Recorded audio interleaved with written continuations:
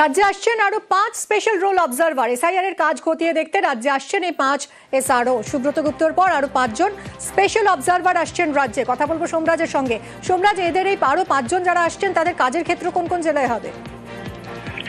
দেখো, জাতীয় নির্বাচন কমিশনের তরফে যে নির্দেশিকা জারি করা হয়েছে সেখানে একটা বিষয় স্পষ্ট বলা হয়েছে, এই যে 5 স্পেশাল রোল অবজারভার আসছেন তারা মূলত রাজ্যের বিভিন্ন ডিভিশনের অধীনে কাজ করবেন। অর্থাৎ 5 স্পেশাল রোল অবজারভারকে 5টি ডিভিশনের দায়িত্ব দেওয়া হয়েছে।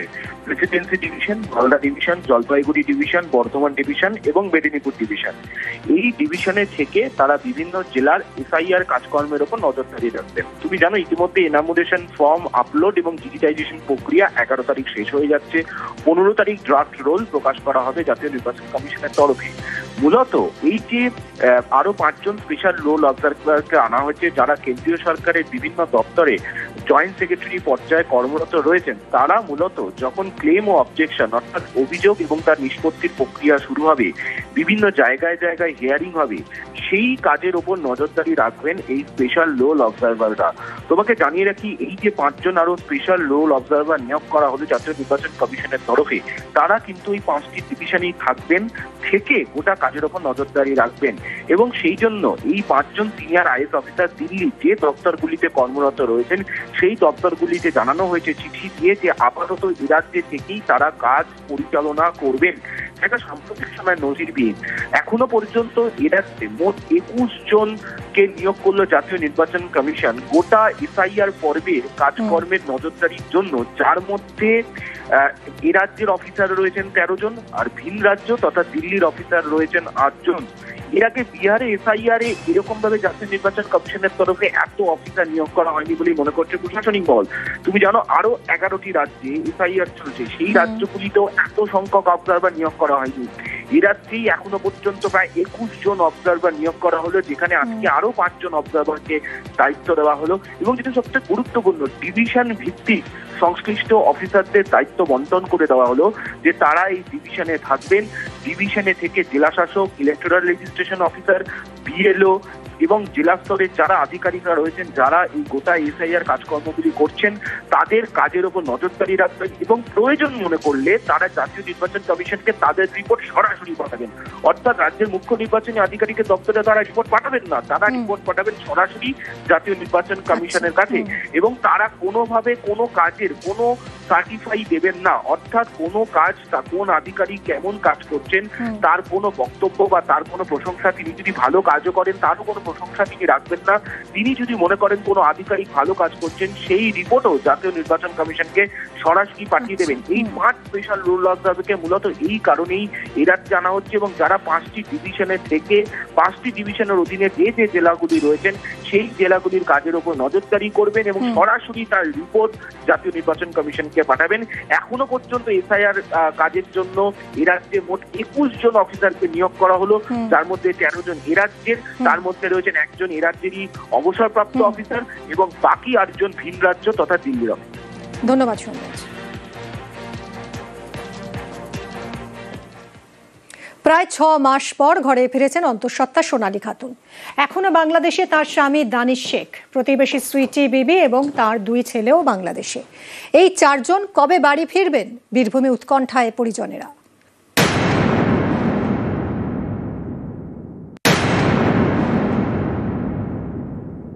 ও ফিরে এলে তো আমারও ছেলে যেমন ফিরে আসে সুইটি বিবি, আমাদের মন খারাপ, আমার ছেলে কাঁদছে মার জন্যে। চলে আসে সুইটি বিবি, ছেলে সোনালিরা চলে এসছে, আমার ছেলে কেন আসবে। হ্যাঁ, আমার জন্ম এখানে, আমার সুইটিরও জন্ম এখানে। যখন জেল থেকে ছুটাই ওই তখনই আমার মেয়ের সাথে কথা বলেছি, আর আমি কথা বলতে পারি না। বীরভূমের পাইকরের সোনালী খাতুন প্রায় 6 মাস পর বাংলাদেশ থেকে ভারতে ফিরেছেন।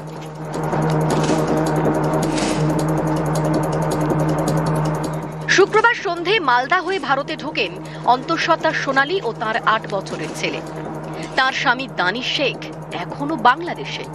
এ নিয়ে উদ্বেগে সোনালীর বাবা। তার বক্তব্য, মেয়ে প্রায় 9 মাসের অন্তঃসত্ত্বা, এই সময় স্বামী কাছে না থাকলে দেখবে কে? জানার লাগে ওর পাশে তো লোক স্বামীর দরকার, স্বামী না হলে তো আমার তো ক্ষমতাও নেই দেখভাল করার। তো স্বামীটাকে কেন ছাড়লো না, স্বামীকেও ছাড়ুক, আমার এইটাও অনুরোধ। আর কিছু বলার অসুবিধা হচ্ছে খুব। বহুত অসুবিধা। তার দুটো বাচ্চা নিয়ে দরকার, কে সামাল দেবে এগুলাকে? আমার তো ক্ষমতা নেই। সোনালীর প্রতিবেশী সুইটি বিবি, তার 3 ছেলে। এক ছেলে রয়েছে বীরভূমের বাড়িতে, আর 2 ছেলেকে নিয়ে প্রায় 6 মাস ধরে বাংলাদেশে সুইটি।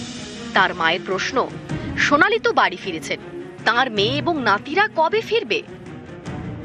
ও ফিরে এলে তো আমারও ছেলে যেমন ফিরে আসে সুইটি বিবি। আমাদের মন খারাপ, আমার ছেলে কাঁদছে মার জন্যে। চলে আসে সুইটি বিবি, ছেলে সোনালীরা চলে এসছে। আমার ছেলে কেন আসবে? হ্যাঁ, আমার জন্ম এখানে, আমার সুইটিরও জন্ম এখানে। যখন জেল থেকে ছুটাই ওই তখনই আমার মেয়ের সাথে কথা বলেছি, আর আমি কথা বলতে পারি না। বিনা অপরাধে একজন ভারতীয় নাগরিককে কিন্তু তার দেশ থেকে বিতাড়ন করা হলো। সেই সঙ্গে তার যে বাচ্চা, সে কিন্তু শিক্ষা থেকে কিন্তু তার কিছুদিন হলেও সে বিরত হলো, এবং একটা ট্রমার ভেতর দিয়ে ওরা কিন্তু চলছে আজকে। মুরারইয়ের 2 নম্বর ব্লকের পাইকর এখানকার বাসিন্দা সোনালী খাতুন, তার স্বামী দানিশ শেখ, প্রতিবেশী সুইটি বিবি। সকলেই দিল্লির রোহিণীতে পরিযায়ী শ্রমিকের কাজ করতেন। সেখানে বাংলা বলায় বাংলাদেশি সন্দেহে দিল্লি পুলিশ তাদের আটক করে। অভিযোগ, 26শে জুন সোনালী তার ছেলে ও স্বামী সহ 6 জনকে জোর করে পাঠিয়ে দেওয়া হয় বাংলাদেশে। 1 ডিসেম্বর বাংলাদেশের আদালত জামিন দেয় সোনালীদের। সেদিনই জেল থেকে মুক্তি পান।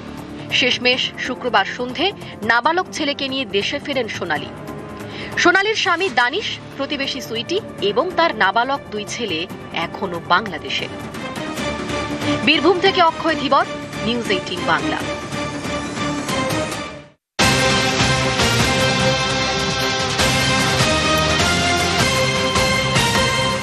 বউবাজারে যে বাড়িতে গতকাল চাঙড় ভেঙে পড়েছিল এবং বাসিন্দারা দাবি করছিলেন যে মেট্রো রেলে চলাচলের কারণে ভাইব্রেশন হয়, সেই ভাইব্রেশনই চাঙড় ভেঙে পড়ে, সেই ভাঙা চাঙড় মেরামতি হলো, নতুন বিম লাগালো মেট্রো কর্তৃপক্ষ।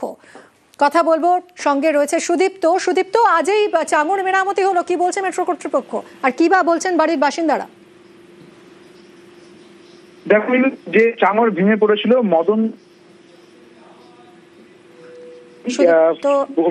গাঙ্গুলি স্ট্রিট এবং সেই মদন দত্ত লেনের যে বাড়ি, সেই বাড়ির যে চাঙড় গতকাল ঠিক বেলা 1টা নাগাদ ভেঙে পড়ে, সেই চাঙড় কিন্তু গতকাল রাত্রেবেলাতেই মেরামতের কাজ হয়েছিল।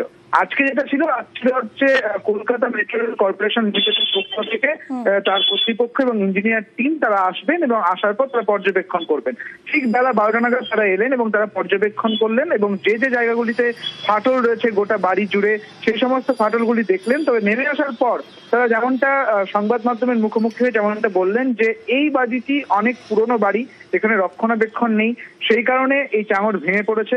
এই যে মেট্রো রেল চলছে, মেট্রো রেল চলার কারণে কোনো কম্পন এখানে হয় না, কাজেই এই যে চাঙড় ভেঙে পড়া তার সঙ্গে মেট্রো রেলের চলার কোনো রকম কোনো সম্পর্ক নেই। তবে এটা মানতে নারাজ বাসিন্দারা, তারা বলছেন যে মেট্রো রেলের কারণেই এই চাঙড় ভেঙে পড়েছে। এবং উল্লেখযোগ্য হচ্ছে, মেট্রো রেল কর্তৃপক্ষ একটি মিটিং করেছিল, সেখানে বলা হয়েছিল যে যখন থেকে মেট্রো রেল চলতে 3 বছর। ধন্যবাদ সুদীপ্ত, ধন্যবাদ।